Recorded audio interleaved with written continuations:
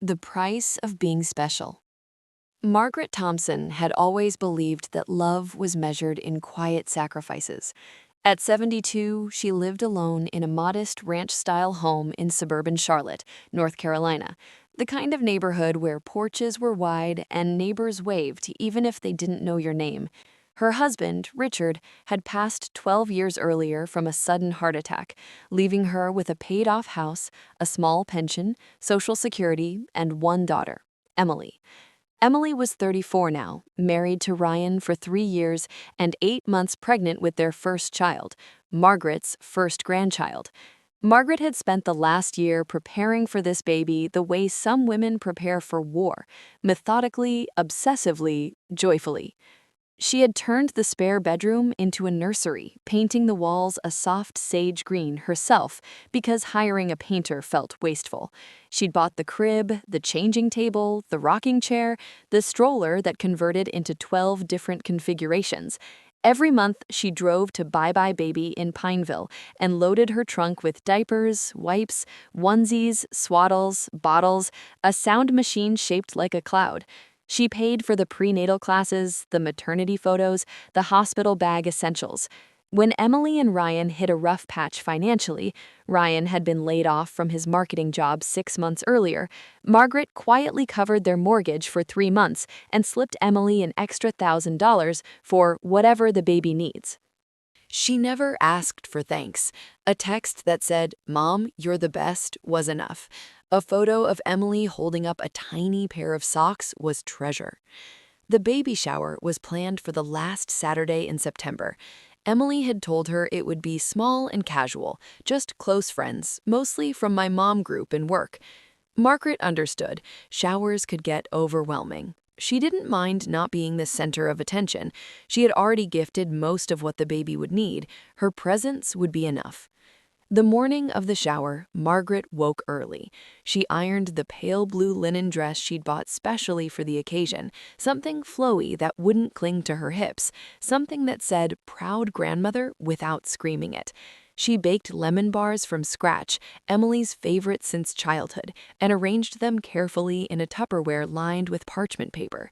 She wrapped her final gift, a handmade quilt she'd commissioned from a local artisan, embroidered with the baby's name, Harper Grace, and tied it with satin ribbon. She texted Emily at 10, "On my way, sweetheart. Can't wait to celebrate Harper." Emily replied almost immediately, "Actually, Mom, change of plans. We decided to make it super intimate, just the core group. You understand, right? We're trying to keep it small because of Ryan's anxiety about crowds. Love you." Margaret stared at the message for a long time. The house was quiet except for the hum of the refrigerator. She set the phone down, walked to the nursery, and stood in the doorway, looking at the empty crib, the stacked diapers still in their plastic wrap, the mobile of felt stars waiting to spin above a sleeping baby. She told herself it was fine. Modern couples did things differently. Maybe Emily was overwhelmed. Maybe Ryan really was anxious. Margaret texted back, "Of course, honey, whatever makes you comfortable. I'll just drop the lemon bars and gift on the porch." Emily never replied. That evening, Margaret sat on her couch with a cup of chamomile tea and opened Instagram, something she rarely did. Emily had posted a carousel of photos from the shower. The backyard of their new house in Ballantyne was transformed. Long farmhouse tables draped in white linen, balloons in blush and gold, a dessert table groaning under a 3-tiered naked cake, macarons, and a charcuterie spread that must have cost hundreds.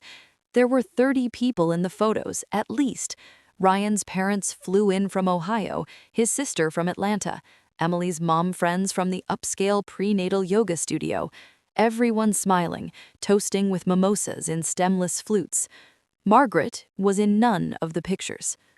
One caption read, "So grateful for the special people who came to celebrate our little girl today, feeling beyond blessed." Special people. The words landed like a slap. Margaret set her tea down before her shaking hands could spill it.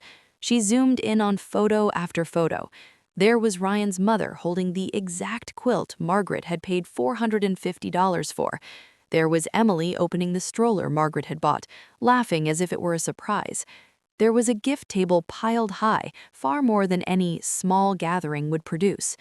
Margaret closed the app, turned off her phone, and went to bed. She didn't cry that night. She was too stunned. 2 weeks later, Emily called. "Mom, hi, how are you?" Her voice was bright, breezy, the way it always was when she needed something. "I'm okay, honey. How are you feeling?" "Huge, exhausted. Listen, the hospital bill came in for the 4D ultrasound package. Turns out insurance only covered half. It's like $800. Could you Venmo it? Also, the pediatrician we want books up fast, and there's a new patient fee." Margaret listened in silence as Emily rattled off amounts: $800 for the ultrasound, $300 deposit for the pediatrician, $500 for the postpartum doula they decided they really needed. Margaret finally said, her voice steady in a way that surprised her, "I'm confused." "About what?" "The baby shower. You said it was small, just close friends?" There was a pause. "It was small, Mom, for us anyway. 30 people is small? Compared to what some people do, yeah. And I wasn't special enough to be there?" Another pause, longer this time. "Mom, don't make it dramatic. It wasn't about that. We just wanted it low-key. You posted that you were grateful for the special people who came." Emily sighed, the sound of someone inconvenienced. "It's just a caption, Mom. You're reading too much into it." Margaret closed her eyes. "I spent over $12,000 on that baby, Emily. $12,000. I turned my guest room into a nursery you'll never use because you live 20 minutes away. I baked lemon bars and drove them to your house, and you didn't even open the door." "Mom, I'm not done. I paid your mortgage when Ryan was out of work. I paid for your maternity photos, your childbirth classes, your breast pump that costs more than my first car payment, and I wasn't special enough to attend a backyard brunch." Silence stretched across the line. Finally, Emily spoke, softer now. "I didn't realize you were keeping score." "I wasn't," Margaret said, "until I realized you were." She ended the call. For the next month, Margaret didn't answer texts or calls from Emily. She boxed up everything in the nursery, the crib still in its flat-pack box, the unopened diapers, the clothes with tags still on, and donated it all to a women's shelter in uptown Charlotte. The shelter director cried when she saw the haul. Margaret didn't. She started going to a watercolor class at the community center on Tuesdays. She joined a book club at the library. She had coffee with Linda next door, a widow who'd lost her husband the same year Margaret lost Richard. They talked about everything except children. Harper Grace was born on November 3rd, a healthy 7 pounds 9 ounces. Emily sent a photo to the family group chat, Ryan holding the baby, both of them beaming. Margaret stared at the tiny face, the dark hair, the perfect bow mouth. Something in her chest cracked open, but she didn't reply. 3 weeks later, Emily called again. "Mom, please, we need to talk." Margaret let it go to voicemail. The message was tearful. "I know you're mad about the shower, and I'm sorry. I was hormonal and stupid, but Harper has colic and isn't sleeping, and Ryan's new job pays less than the old one, and the mortgage went up because of escrow, and we're drowning. We need help, please." Margaret listened to it twice, then deleted it. Christmas came. Margaret spent it with Linda and her grown son who'd driven down from Raleigh. They ate honey-glazed ham and watched It's a Wonderful Life. Margaret bought herself a new coat, soft camel wool, something she'd never have justified before. In January, Ryan lost the new job. Layoffs again. Emily called from a different number. "Mom, it's me. Please pick up." Margaret picked up. "We're behind on the mortgage," Emily said without preamble. 2 months. They sent a notice. If we don't catch up by February 15th, they'll start foreclosure. Margaret said nothing. "Mom, please, we have a baby. We're desperate." Margaret remembered the caption, "So grateful for the special people." "Emily," she said quietly, "I only help special people now." The line went dead silent. "What does that mean?" Emily finally whispered. "It means exactly what you think it means. You're punishing us over a stupid party." "I'm not punishing you," Margaret said. "I'm protecting myself. You're her grandmother, and you're her mother. Figure it out." She hung up.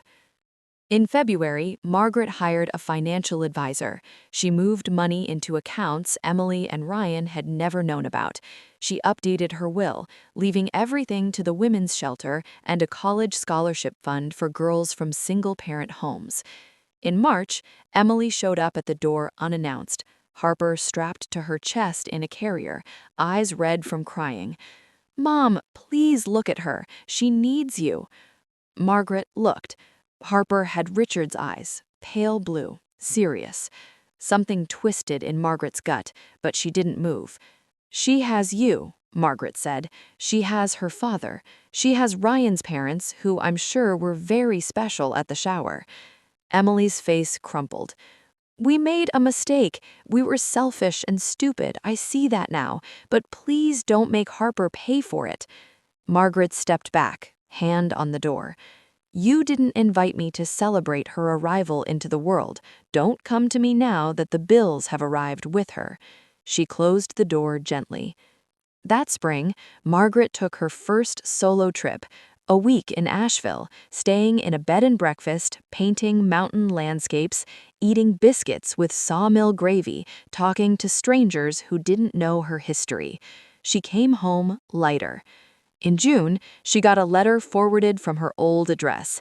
Emily and Ryan had moved to a smaller rental in Fort Mill, South Carolina to cut costs. Emily had gone back to work part-time. Ryan had taken 2 jobs. The letter was handwritten. "Mom, I hate that it took losing you to see how much we took you for granted. I hate that I hurt you so deeply you had to protect yourself from us. I don't expect forgiveness. I just want you to know Harper asks about Gamma when she sees your picture. I never took them down. Maybe one day, when she's older, you'll want to meet her. If not, I understand. I'm sorry isn't enough, but it's all I have. Love, Emily." Margaret read it 3 times. She folded it neatly and put it in a drawer. In July, Margaret turned 73. Linda threw her a party on the porch.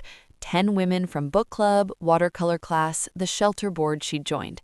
They brought wine and laughter and stories that had nothing to do with ungrateful children. Someone asked if she ever heard from Emily. "Occasionally," Margaret said, "but I'm learning a new kind of love, the kind that starts with me." That night she sat on her porch swing with a glass of sweet tea and watched fireflies blink across the yard.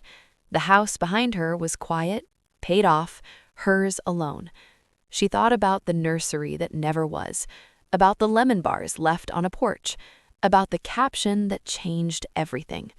Special people. She smiled into the dark.